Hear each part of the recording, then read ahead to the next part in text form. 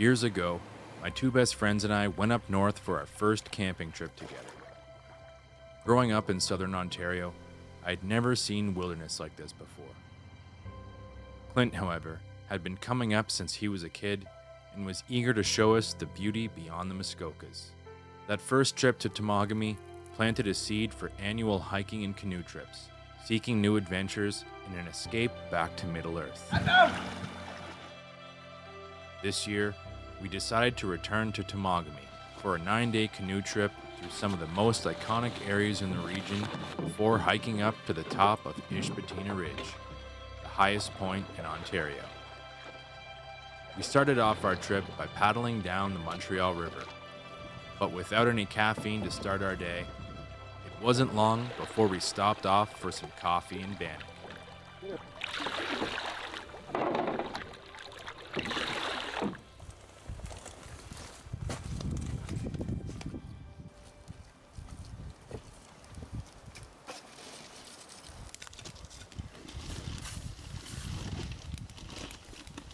Now we're just whipping up a little Bannock.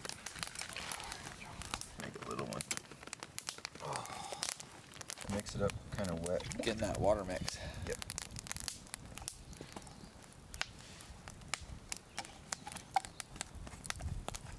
Greased pan. Good to go. That's the right thing, eh? Alright. Flip it back. Tilter. Let the coals get it. Thin bread.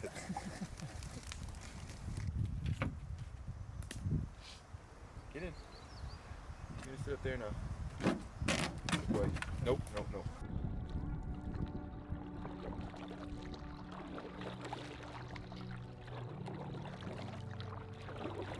By mid-afternoon, we made it to the legendary Smoothwater Lake, where we'd be setting up camp for our first night.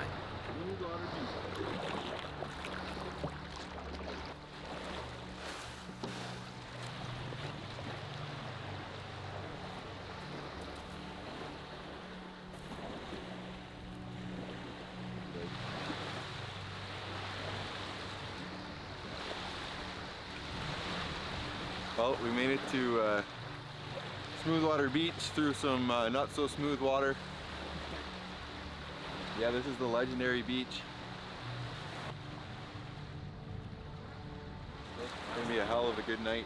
Yeah. Little whiskey. Yeah. Fire. Yeah. With our packs unloaded, we set out for some evening fishing and were rewarded with 2 sizable trout for the pan. No better way to start the trip. Oh, that's a beast.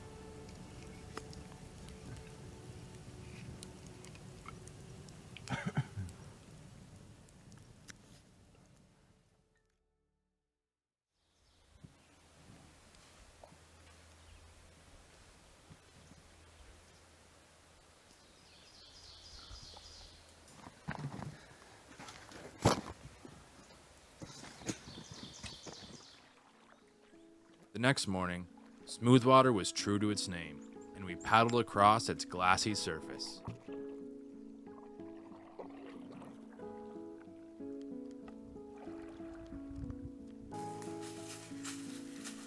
A couple of portages later saw us winding our way down a narrow creek full of switchbacks and blowdown that slowed our progress down to a crawl.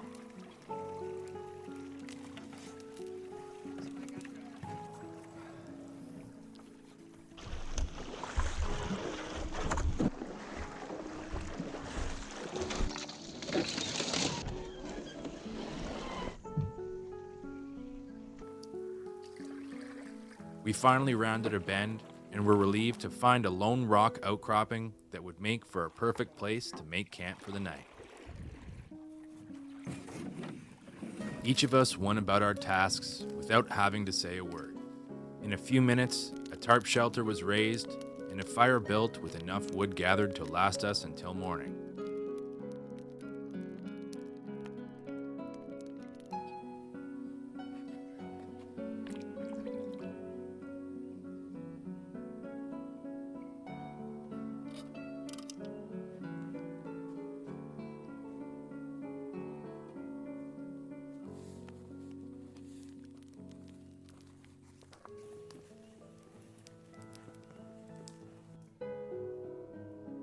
As the light slowly faded away behind the tree line, we were slipping easily back into the rhythms of wilderness travel.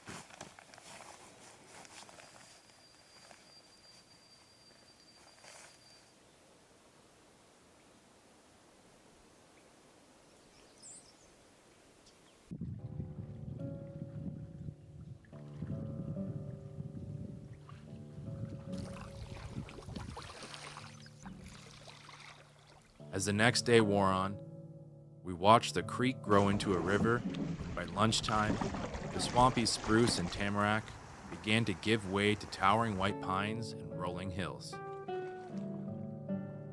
By early afternoon, we were back on open water again, and a potential shortcut over land led to a unique discovery and a glimpse into an age gone by. Well, we were crossing Florence Lake, and we saw there was a little kind of narrow piece of land we could cut out a couple kilometers, so came here to cross, and found an old cabin. I don't know, it's like a ranger cabin or who knows.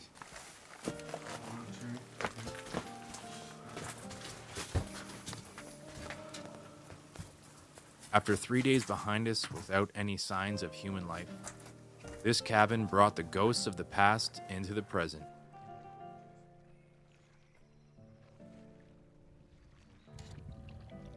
Sometimes when you're out paddling, stroke after stroke, your thoughts disappear and you enter into a kind of flow state, completely lost in the moment. And this is exactly what happened to us. But by the time we realized it, we had paddled 1 kilometer too far. Should have took one more peek at the map. I had a feeling. We just gotta go around. Yeah. See this? Yeah. Just gotta go. Yeah. So.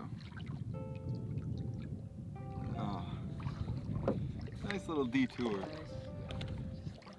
was worth it.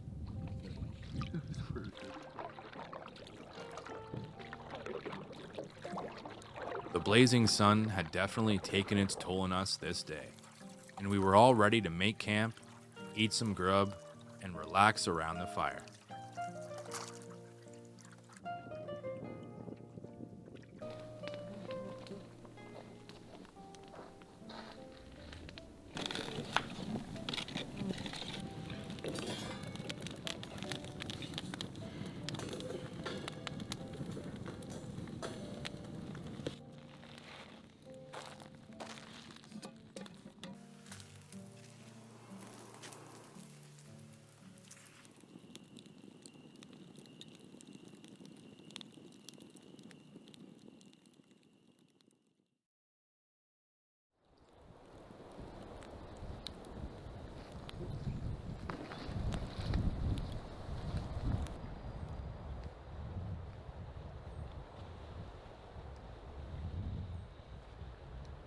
Lots of portages.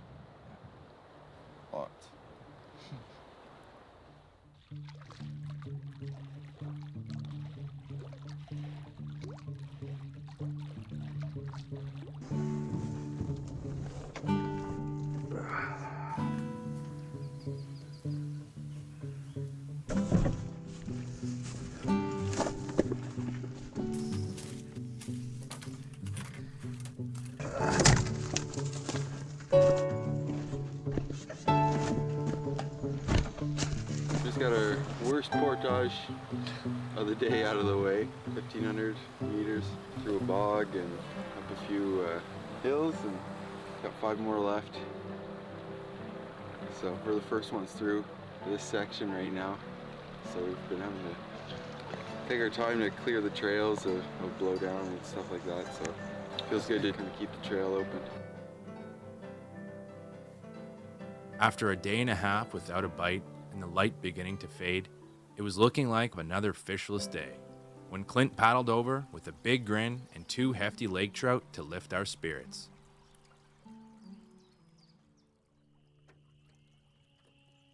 Waiting for us on the other side of our final portage for the day was one of those sunsets that you never forget. Unfortunately, this moment was hampered by the disappearance of Nanook. We hollered for him for over an hour, but as night fell and darkness grew around us, we began to fear the worst. Chasing a moose in her calf. Guaranteed. It's the only reason he'd be gone that long. Oh, fuck. No.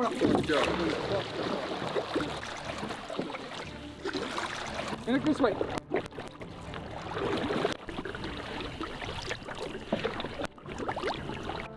Whoa. You alright? Yeah. Oh yeah. Thankfully, he turned out to be fine, just exhausted from his expedition through the forest. And his delay actually led us to discover a beautiful old campsite we wouldn't have otherwise. Things got dark, so we ended up stuck on this little tiny lake in between here and where we wanted to go. And marked a campsite. We couldn't find any way up or any trail or anything, so we ended up bushwhacking our way up here. And yeah, found an old fire pit. So there's moss growing up in it. Sit. Smoke. Earned it. A little See pat the in the back. stars, everything worked out well.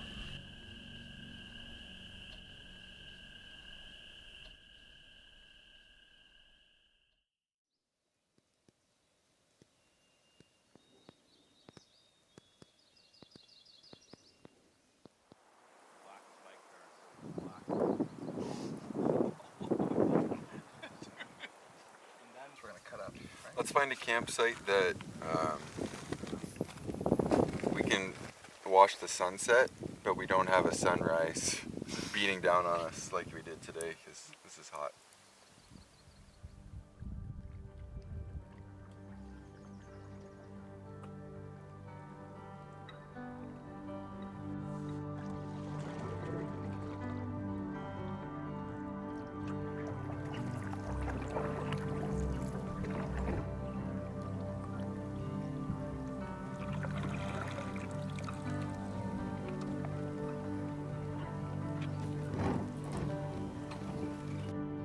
The following day, we portaged into the Solis Wildlands, the last roadless forest in the 4,000 square miles of the Temagami region. One of the reasons we planned this trip was that we had heard there's a new logging road being pushed through the heart of Solis. This virgin forest dates back to the last ice age, and we wanted to see firsthand how it has stood untouched for thousands of years. Just finished our last portage of the day. Had a couple today that were pretty nasty, so yeah, it's good to be here. Mostly, I just want to have a coffee and a bannock and sit down.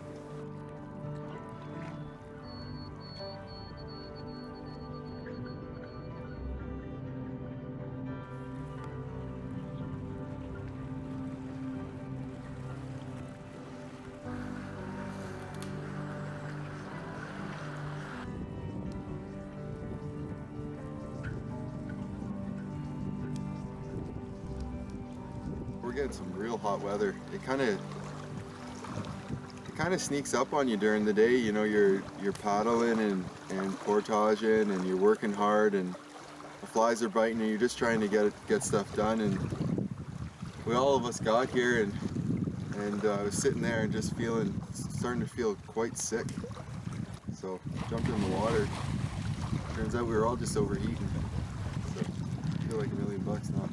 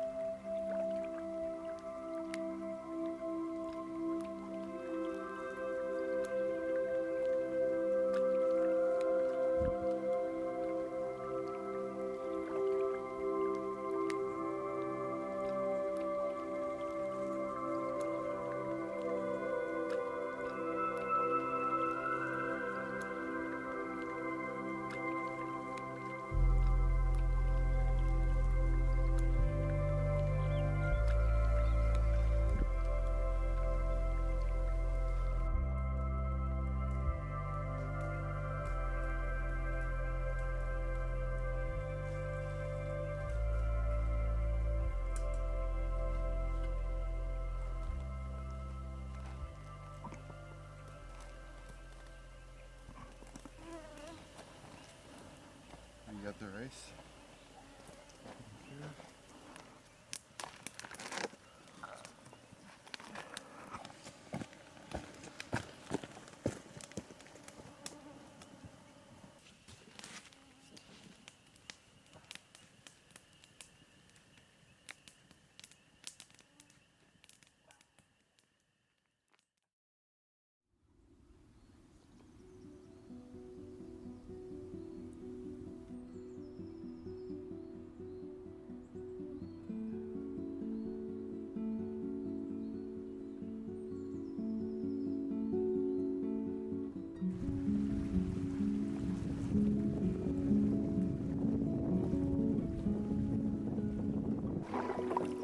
From Solus Lake, we set our sights north to Ishpetina on what would be the most exhausting day of the trip. But it wasn't long before we were faced with another reminder of the presence of modern industry to this ancient forest.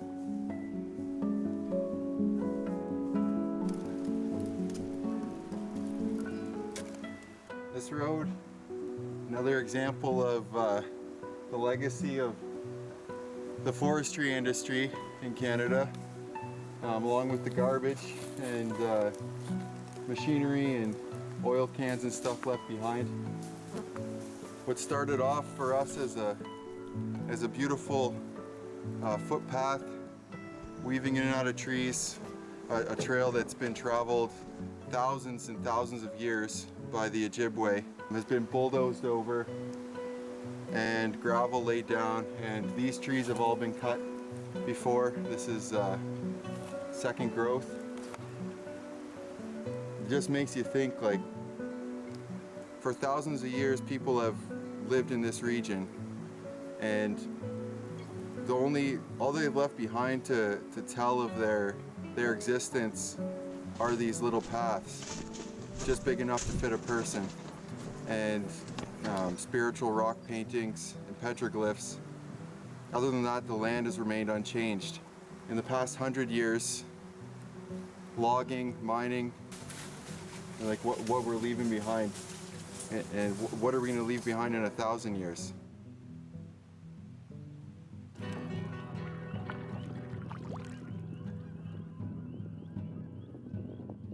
A couple of empty beaver ponds, 2 portages unaccounted for, and more than one wrong turn made this a day none of us would forget.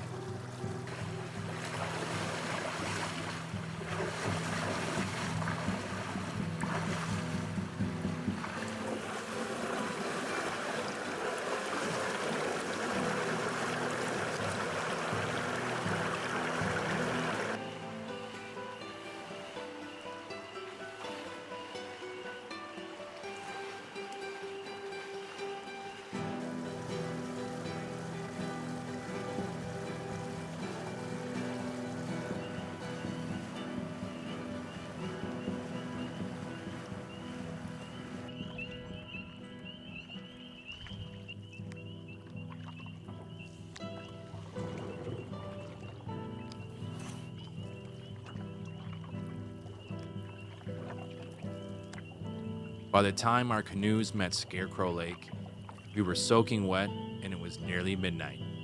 Visions of a cheerful fire, whiskey, and warm sleeping bags carried us on as we inched our way along the shoreline. Little did we know, the day still held one more surprise.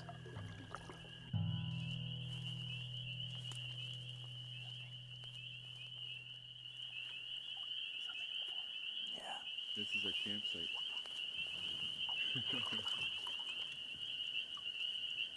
So, I don't know if it's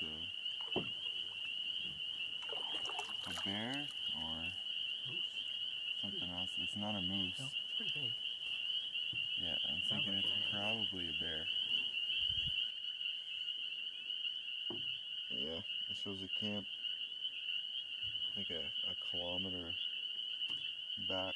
Remember that island we passed on our right? Yeah. Yeah, there's a campsite there. A good spot to camp. Yep. The rest of the shore is just bush, right? There's no like rock points, so there's no way we can even just set something up. Let's go back there.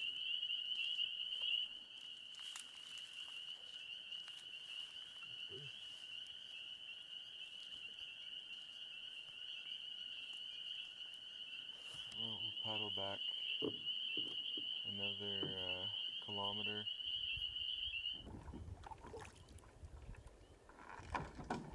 We had to come to a different campsite on an island because there's a bear at the other one waiting for us.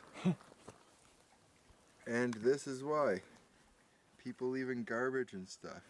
And then you get bears that are used to getting fed at the campsites, and then you get problems.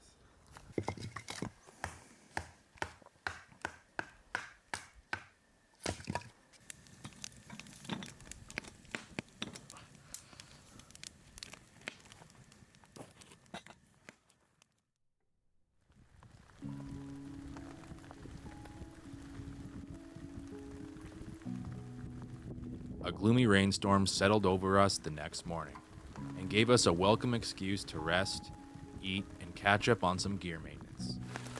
We hope for better weather tomorrow to tackle the hike up to Ishpetina.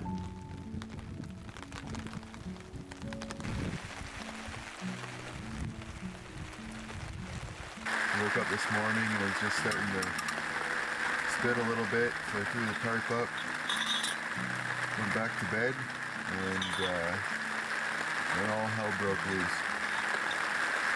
So, kind of nice to have cool, wet weather though. One of those days you sit under the tarp and read and feast.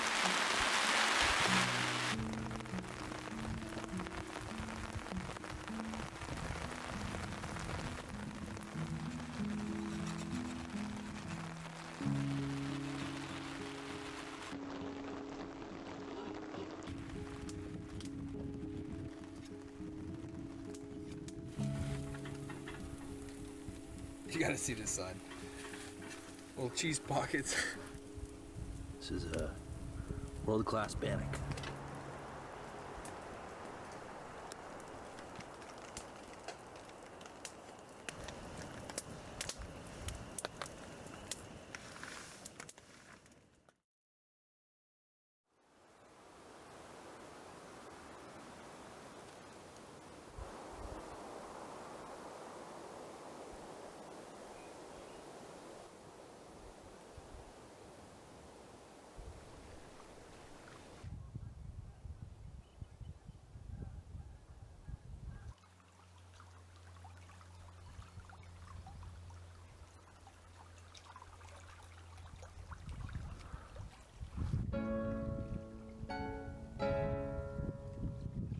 After a beautiful morning soaking up the sun, we packed up and headed towards the hike to Ishpetina Ridge.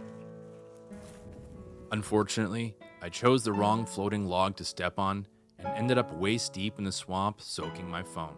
This prevented me from being able to control the drone properly after saving battery the whole trip for this view. Still, the view from the top of Ontario was breathtaking, black flies and all. Made it to the top of Ishpetina, highest point in Ontario. There's a fire tower behind us. They're in operation from the 1930s to the 1960. Yeah. Lookout towers in the Temagami area, where rangers would stay during the fire season and keep an eye out for forest fires so they could fight them before they got out of control. You can see countless just ridges in layers going out to the horizon. It's pretty neat. I climbed up a little ways. You can see our island we were just camping on. All the lakes we've been paddling.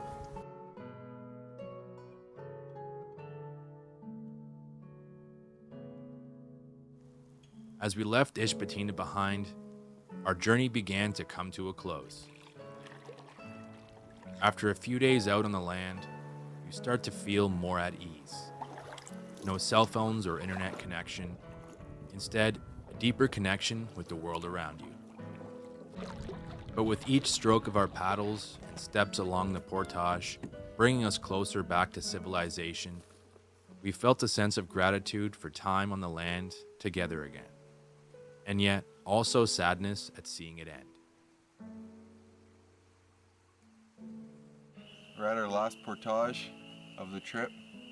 It was also the first portage, so this will take us back into smooth water. Sunset, just have the last of the light. We'll probably be paddling under the stars back to our camp on the beach. It's been a pretty awesome time though. Good friends and good time out in the wilderness, always is.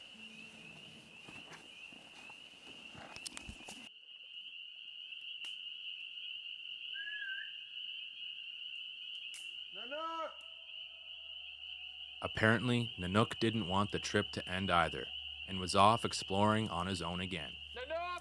So we built a fire and hollered for him until he finally came sauntering out of the forest.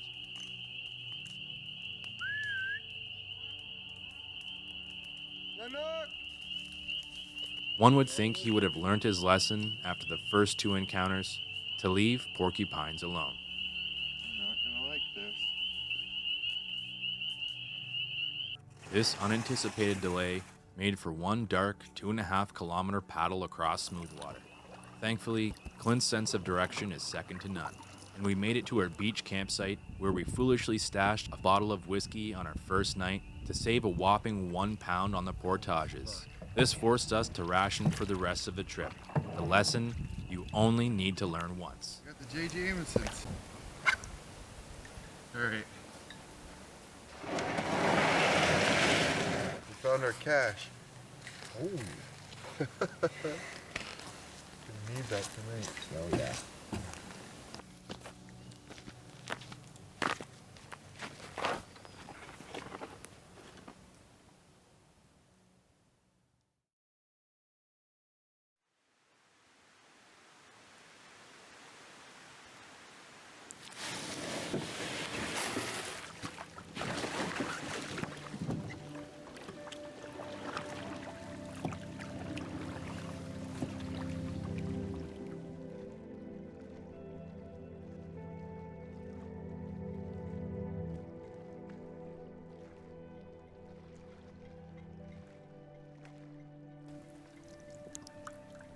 On our paddle back up to the put-in on the Montreal River, we decided to pull off on Lady Dufferin Lake for one last walk through the forest to check out a fresh clear cut.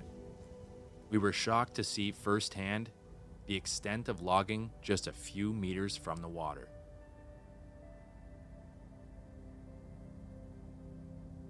This is where they've punched the road down through to Lady Dufferin Lake, which is right up to the border of the park.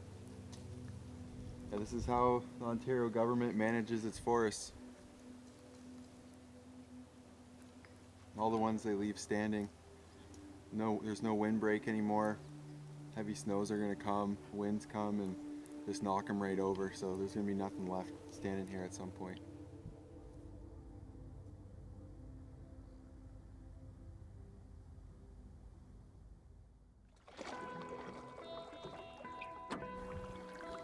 And just like that, another adventure comes to a close.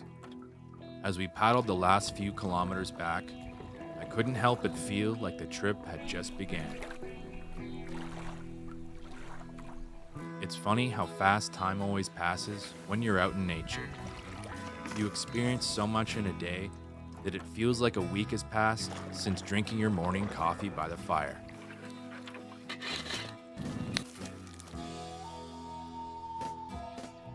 Maybe this is really what living is supposed to feel like, getting lost in the here and now.